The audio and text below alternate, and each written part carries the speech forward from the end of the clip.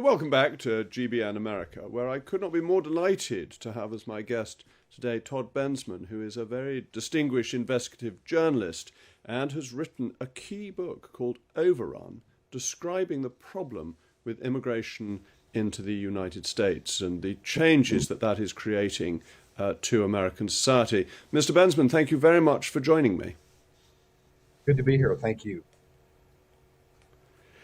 So you've come to the conclusion that this immigration crisis is the worst in American history.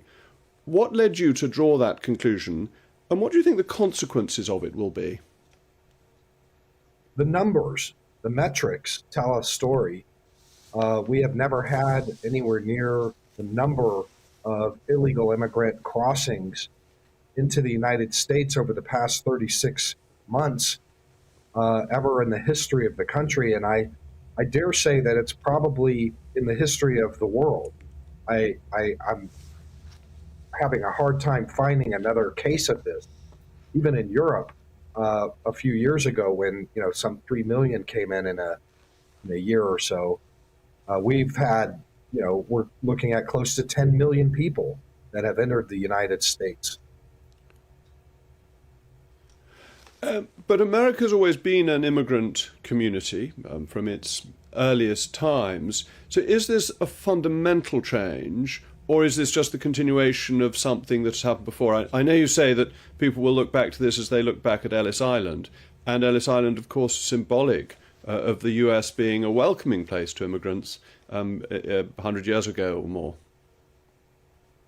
Yes, the United States is a nation of immigrants. We are a welcoming nation, but we are a nation of legal immigrants. Ellis Island was a legal entry point for millions of immigrants.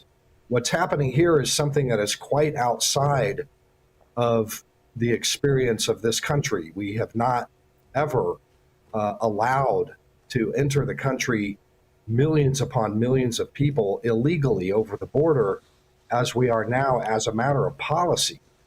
And as a matter of fact, I would say that we haven't really seen any country in the world that exists now or even through time that has ever just thrown open its borders to just everyone and anyone who wants to come. There's usually some attempt to wrestle that problem down, to oppose it, to counter it.